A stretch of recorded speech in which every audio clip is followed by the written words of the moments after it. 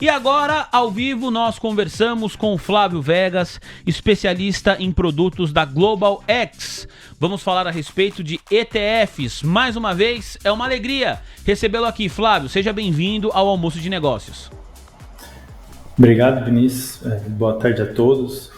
Agradecer também toda a equipe do TC News aí pelo convite mais uma vez. Sempre bom estar aqui falando sobre ETFs e os produtos aqui da Global X. Eu que agradeço a disponibilidade de agenda, uma alegria ter você mais uma vez aqui junto à nossa audiência. Aproveito para agradecer também a Fernanda, que foi a assessora que fez, de novo, o meio-campo sempre com muita competência aqui para a gente tirar a entrevista do papel. Olha, Flávio, quero começar te ouvindo. Hoje o nosso programa ele tá todo atrasado, né? Até demoramos um pouquinho mais para iniciar a nossa conversa, porque estávamos acompanhando o presidente dos Estados Unidos, Donald Trump. Você também, certamente, estava acompanhando, né, a possibilidade de demissão de Jerome Powell, que o Trump classificou tudo como notícias não verdadeiras. Eu quero saber se para o mercado de ETFs, esse tipo de postura do presidente dos Estados Unidos, qual postura? Esse vai e vem de notícias que muitas vezes o Trump classifica como notícias falsas, às vezes ele confirma a veracidade da informação. Essa questão das tarifas que o presidente Donald Trump impõe ao mundo, o quanto isso impacta o mercado de ETFs na sua avaliação, por gentileza? Dependendo da estratégia, afeta bastante, né? Porque, assim, apesar do ETF ele ser um produto ali que oferece uma maior diversificação, mas ele também está exposto ali aos riscos de mercado, como qualquer ação, né? Qualquer produto negociado em bolsa, fundo imobiliário. Então, assim, todas as notícias ali que pode mexer tanto com dólar ou de repente algum ETF que foca mais no mercado americano, que aí já é diretamente, né, sobre, por exemplo, esse discurso do Trump sobre o Powell. Então todas essas notícias podem mexer, sim, tanto na parte cambial ali, que às vezes o ETF tem, ou então de algumas empresas, se for algum ETF focado, né, em empresas americanas, ou se dentro do ETF tiver uma porcentagem grande ali de empresas americanas, isso daí influencia bastante, ou até também quando ele anuncia tarifas aí contra outros países, dependendo do ETF, se tiver uma exposição um pouco maior àquele país, né, diretamente, isso obviamente é um risco ali que pode prejudicar ali a performance do ETF. Vou passar a palavra para o nosso contribuidor também, parceiro aqui da nossa TC News, comentarista do Almoço de Negócios, o Gabriel Junqueira, que está aqui conectado. Mas antes, Flávio, quero te ouvir rapidamente ainda a respeito do mercado de ETFs, para saber se a procura por esse tipo de produto, se tem aumentado ou se tem diminuído ou se continua estável desde esse período de volatilidade, uma volatilidade adicional que ocorre desde que o presidente dos Estados Unidos assumiu o seu segundo mandato. Algo mudou na procura pelo produto ou segue a mesma? Não, a procura pelo produto ETF em si tem aumentado, né? Obviamente, dependendo do cenário macroeconômico ali, com um pouco mais de incerteza ou menos incerteza, altera um pouco ali o tipo de ETF que se procura. Então, num ambiente um pouco mais turbulento, você vê bastante acesso ali, por exemplo, em fluxos, né? Para ETF de renda fixa ou ETFs de empresas pagadoras de dividendo, que são um pouco mais resilientes, né? Recentemente também, por exemplo, com essa alta do Bitcoin, bastante fluxo para ETFs voltado, né, a esse ecossistema de blockchain, Bitcoin. Então, no início do ano teve um pouco ali de saídas em ETFs de tecnologia, mas que recentemente também já voltou, tanto que o S&P aí já bateu máximas e essas empresas de tecnologias voltaram a crescer. Então, assim, a demanda pelo produto em si tem aumentado constantemente.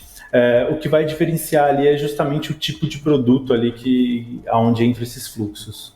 Muito bem, obrigado, Flávio. Daqui a pouquinho a gente vai detalhar alguns desses produtos. Vamos falar sobre ETF de cobre, ETF de urânio, ETF de videogame. E eu vou passeando aqui pelo site da Global X. Qualquer dúvida que você tiver do outro lado, investidor e investidora, prioridade, tá bom? Manda pra cá sua pergunta, que eu sou a ponte, eu e a Sandra. Somos a ponte entre você e o nosso convidado, o Flávio. Mas primeiro, Gabriel Junqueira. Bola contigo, Junqueira. Fica à vontade. Bom, Flávio, muito boa tarde, é um prazer estar falando com você aqui. Acho que quando a gente fala do mercado de ETFs, né, ele é um dos mercados que mais tem crescido aqui no Brasil em termos de captação, considerando também que a gente tem aí um cenário de fundos bem complicados, né? Os fundos multimercados, fundos de ações vêm sofrendo muito, enquanto os ETFs estão ganhando espaço. Mas um dos pontos que a gente vê muito em ETF é a questão da liquidez. Muitos deles ilíquidos, muitos deles com poucas negociações, spreads de formadores de mercado, enfim, uma questão de liquidez muito complexa. Como que vocês da Global X pretendem endereçar esse problema? Na verdade, esse problema de liquidez aqui já é um assunto bem comentado, né, no mundo aqui dos ETFs. Os formadores de mercado, ele tem um papel ali fundamental nesse ecossistema também, então você vai estar sempre ali garantindo uma ordem ali de compra e de venda para quem quiser negociar, e a parte ali até às vezes do spread ali, que é um pouco maior, né, tanto de formador de mercado ou dos ETFs ali, quando já começa a se criar um book maior de negociação, né?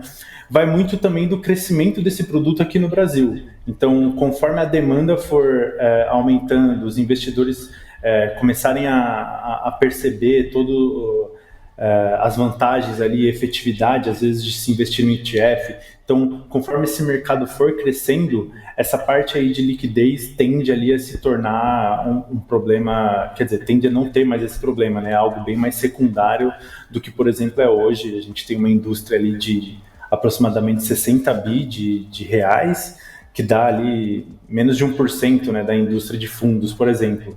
Então, é um mercado ali que, conforme for ganhando escala, essas preocupações ali com liquidez, spread e tudo mais tende a diminuir drasticamente. Flávio, vamos então agora falar a respeito dos produtos, começando por urânio. O urânio tem ganhado aí mais uma vez holofote e o nosso público também aqui de maneira mais recorrente começa a perguntar sobre essa commodity. Nós temos o Bura 39, ETF de urânio da Global X. Queria que você falasse um pouquinho pra gente sobre esse produto e quais os diferenciais, por que se expor no Bura 39 e não comprar o urânio diretamente? Quais são os diferenciais, por gentileza, Flávio? Bom, o tema de urânio ele voltou ali em pauta uns anos atrás, muito mais voltado na parte de transição energética, né? Então, os países ali procurando fontes de energia limpa, né, para diminuir a emissão de gases, e o urânio, a energia nuclear, né, entrou bastante em pauta por ter essa combinação ali entre ser uma energia limpa, você tem com ela ali uma operação em de escala larga, né, de grande escala, e que combina ali também uma capacidade tanto de emissão baixa quanto também de custo competitivo em relação às outras fontes energéticas, né? Então, por isso o urânio começou ali a aumentar, né, a demanda por urânio, os países procurando justamente essa fonte de energia um pouco mais limpa, né? Recentemente, ele teve também mais uma alta, né, na demanda de urânio, muito vinculado, por exemplo, aos avanços tecnológicos, né? Então a gente vê hoje em dia carro elétrico, inteligência artificial, tudo isso ali, todo esse ecossistema ali requer bastante investimento, tanto em infraestrutura, né? E toda essa infraestrutura, ela consome bastante energia. Então, esse aumento de energia ali que vai ser consumido e gerado, e precisa ser gerado, né?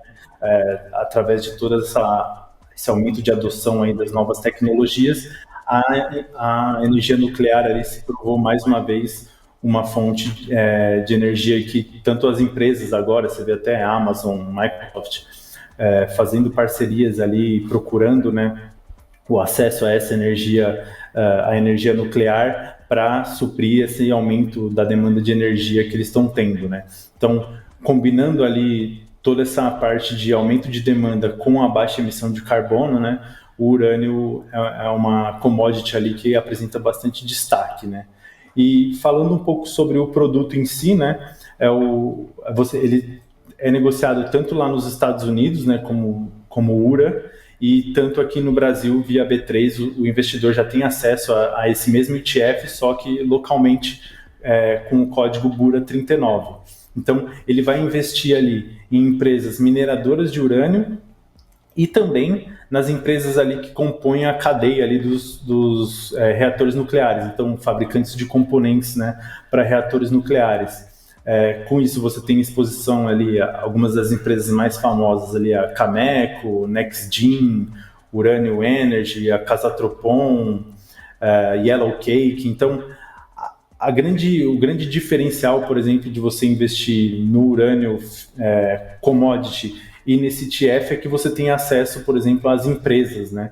Ele tem uma exposição ali baixa ali de aproximadamente, acho que 8 a 10% no urânio físico, mas os outros 90% são só em empresas relacionadas ali tanto à parte de mineração quanto na parte de componentes de reatores nucleares. Então, é uma forma ali de você se expor ao urânio de forma mais diversificada, né? Apostando ali em empresas do setor e não só na variação da commodity em si, né? Muito bem. Vou fazer uma pergunta do Samir da Silva Rosa, porque é ouvinte assíduo, é membro do canal e é um entusiasta da tese do urânio. E aí vou aproveitar a pergunta para mais uma vez mostrar o site. Eu acho isso muito legal, porque você sabe onde você está investindo. Então você tem aqui, lá no site da GlobalX, as maiores posições quando você comprar Bura 39, se fizer sentido para você. Então tem aqui a Cameco, que você citou, né? O patrimônio líquido, o peso na composição de Bura 39, cerca de 24%. É uma empresa do Canadá.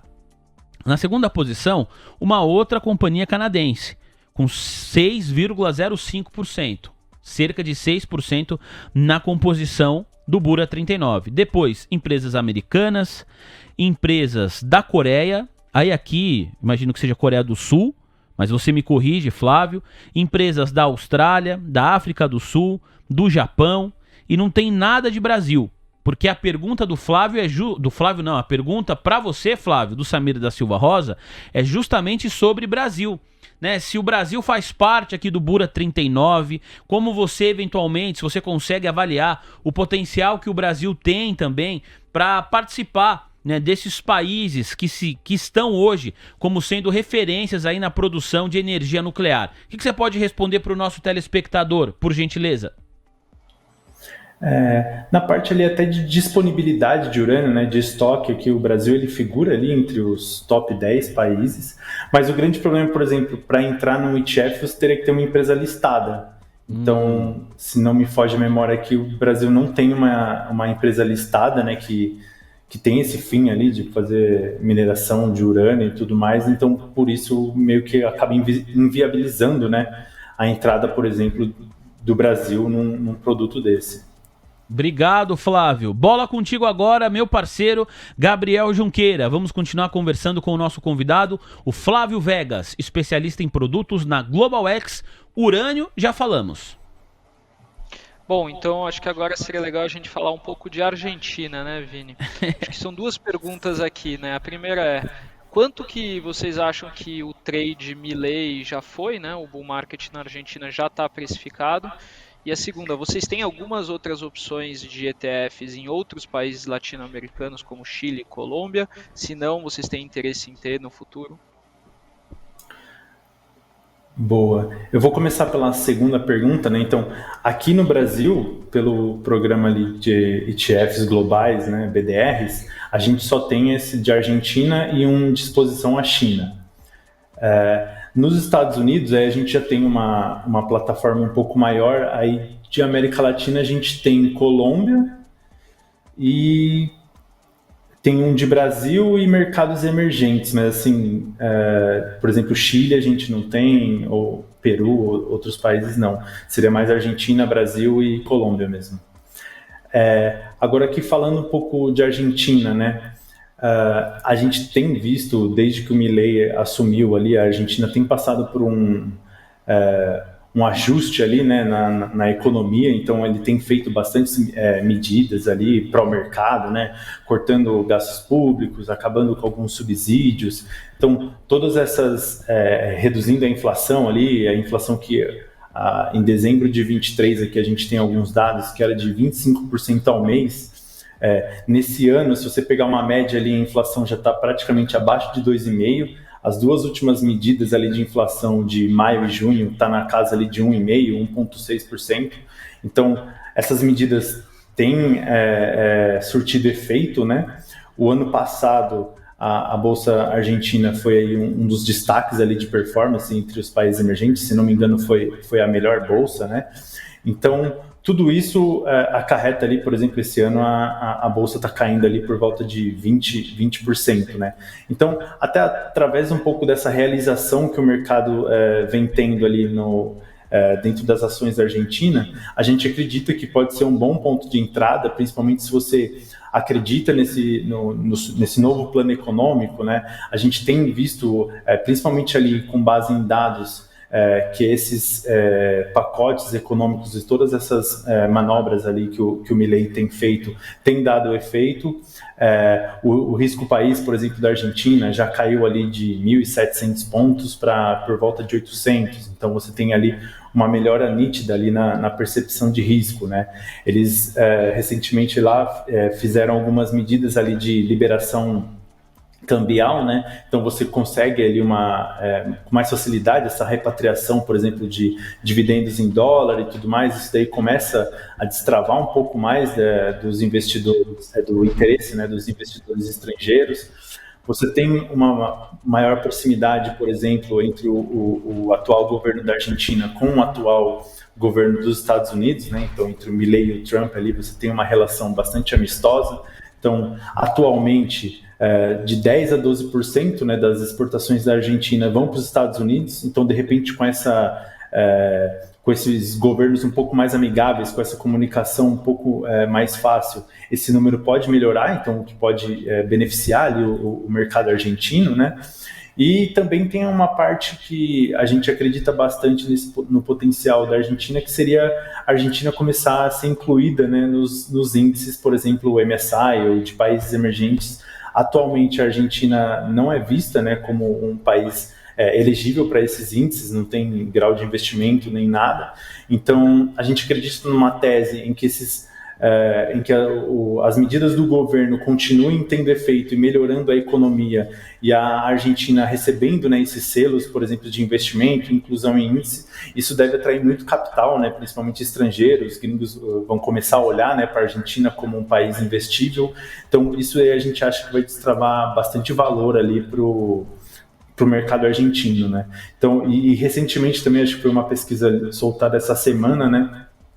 O nível de pobreza da Argentina bateu ali por volta de 32%, e aí só a título de comparação, no ano passado esse índice estava por volta de 53%. Então, assim, a gente tem visto ali por dados e mais informações que, assim, o governo tem feito medidas, essas medidas estão sendo bastante eficazes. Então a gente acha que isso no médio e longo prazo aí deve com certeza refletir tanto no preço das empresas, do índice e no mercado argentino como um todo.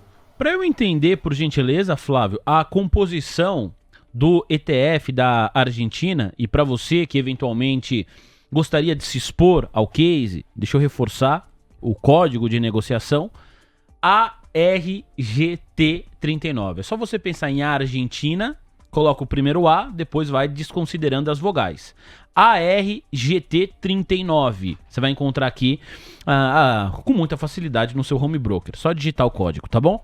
Na composição, Flávio, a gente tem aqui, não me surpreende, Mercado Livre, uma empresa argentina, super importante, cerca de 24% da composição é em Meli. Depois, a gente tem algumas outras companhias aqui, e aí do lado, né, na aba tem o nome da empresa, na aba ao lado está país. Aqui é o país em que a companhia tem capital aberto, é isso, Flávio? Na verdade, assim, como antigamente você tinha também esse limite ali, por exemplo, de envio de dólar para a Argentina, então a composição dele é meio via mercado local mesmo, argentino, e meio via, por exemplo, empresas que têm ADR, né? Então, por isso que, por exemplo, alguns países ali estão como Estados Unidos, que aí geralmente essa exposição é via feita ADR no mercado americano. Muito bem, então tá aqui a explicação. Se você comprar o ETF, você vai estar exposto a essa cesta de empresas que estão aqui para você analisar, investidor e investidora. Quais são os setores do ARGT39? Consumo discricionário, com 32%, energia, com cerca de 19,5%, o setor financeiro, 18,2%, serviços de utilidade pública, com quase 9%, materiais, tem 7,9%, bens de consumo, imobiliário, serviços de comunicação e também o segmento industrial. Fechado? Vamos falar. Deixa eu agradecer aqui a nossa audiência. Tem muitas mensagens chegando. O Samir da Silva Rosa está conversando com o nosso público no chat do YouTube a respeito do urânio. Ele é um entusiasta, ele conhece, acompanha há muito tempo. Falamos para cerca de 1.600 pessoas, 1.600 investidores nos acompanhando de forma simultânea, muito obrigado. Temos 1.978 likes. Faltam 22 para a gente conseguir a nossa meta de 2.000. Será que conseguiremos 22 likes em 2 minutos de programa? Se não bater 2.000, a gente não vai embora, hein, Sandra? Medina vamos ficar segurando até chegar aos 2.000 likes. Mas olha só, em 2 minutos é muito difícil, hein? Não, dá. 22 em 2 minutos? Com certeza dá. Ficar atualizando aqui e torcendo. O Flávio vai falar ainda de cobre, rapidinho, do ETF de cobre. Claro. E o cobre chamou a atenção recentemente do mundo inteiro, porque o Trump falou, vou taxar o cobre em 50%. Quero saber se isso teve algum impacto no ETF. Vou colocar o código também para você já acompanhar, investidor e investidora. Mas antes eu agradeço ao Feliciano Santos, a Daniela, que mandou mensagem para nós, a Alexandra, ao Marcos e também ao Valdemiro. O Valdemiro é membro do nosso canal. Temos 1.999 likes, falta um. É o tempo que você tem, Flávio, meu amigo, pra gente falar sobre o ETF do cobre. Essa história do presidente dos Estados Unidos, taxar a commodity, taxar o cobre em 50%, trouxe algum impacto para o ETF do cobre, Flávio? Trouxe sim, a gente viu ali o cobre, teve um pouco ali de volatilidade, bateu máximas ali no preço do ETF, depois deu uma recuada, então os investidores, principalmente commodity, ele é algo muito mais volátil, né? Mas a gente viu um comportamento, pelo menos em ponto de vista do ETF, foi benéfico ali. Muito bem. E qual que é a sua visão, por gentileza, para esse produto? Por que que ele deve estar no radar dos investidores que nos acompanham? Bom, a nossa tese ali de cobre, ela tá, quando você fala ali, por exemplo, da commodity, né, ela é muito correlacionada ali com a atividade econômica global, né? Então, atualmente, a demanda por cobre tem sido muito impulsionada ali, principalmente com o tema ali de transição energética, energia limpa, né? Você tem também ali muito link, como vocês estavam falando até de minério de ferro agora há pouco, do cobre com a China, né? A China atualmente, hoje em dia, é responsável por mais de 50%, ali, quase 60% da demanda de cobre. Então, é difícil, às vezes, você fazer um pouco esse deslinkar, né, o cobre com o crescimento também e investimentos feitos ali dentro da China. Mas, atualmente, com esse panorama ali de energia limpa e transição energética, a gente tem visto ali um pouco mais dessa descorrelação, obviamente, tem um longo caminho ainda para andar, né, dessa descorrelação com o cobre com a China, dado essas novas tecnologias ali que vêm demandando bastante cobre, né? Então você tem tanto a parte de tecnologia quanto a parte de energia. Então veículos elétricos se utiliza bastante cobre, toda essa infraestrutura, por exemplo, para os pontos ali de carregamento exige bastante cobre. Na parte de energias renováveis, então painéis solares, energia eólica, a parte até de redes ali de transmissão. Então tudo isso está muito linkado ali com o cobre, né? É uma commodity ali praticamente essencial, né, para todo esse panorama ali de descarbonização, transição energética, carros elétricos, né, todas essas novas tecnologias. Então a gente acredita bastante nessa exposição, né, de empresas ali que têm receitas vindas de mineração de cobre. E aí também o diferencial falando aqui um pouco mais de produto, né, que é o código dele na B3 é o BCPX39, é justamente essa exposição a empresas ligadas à mineração de cobre e não a commodity, né, cobre puramente. Então você tem ali tanto algumas empresas de mineração quanto também de refino, exploração. Então, citando aqui, por exemplo, algumas empresas, você tem a First Quantum, a BHP, que acho que é um pouco mais conhecida, a Glencore, Antofagasta. Então você tem ali algumas empresas fora ali um pouco de radar, né? Até se você pensar em composição geográfica ali das empresas no ETF, você tem uma exposição muito alta a Canadá, Austrália, Estados Unidos, China, por exemplo, apesar de ser um país que demanda bastante cobre, dentro do ETF ele é responsável por o quarto país com maior exposição, que tem por volta ali de 8%. Então você tem também Japão, Suécia, Chile, então tem uma diversificação bem bacana, principalmente na parte geográfica, né? Olha, quero agradecer muito, tá aqui a diversificação geográfica do ETF do cobre, Canadá, Estados Unidos, China, Austrália e Japão nas primeiras posições, outros países também que merecem destaque na sequência. Quero agradecer muito, viu, Flávio, a sua participação, a nossa conversa, é sempre muito legal quando a gente te recebe aqui. Um abraço para você, para todo o time da Global X e até uma próxima oportunidade. Muito obrigado, abraço a toda a equipe aí do TC News, é sempre um prazer, quando precisar a gente volta.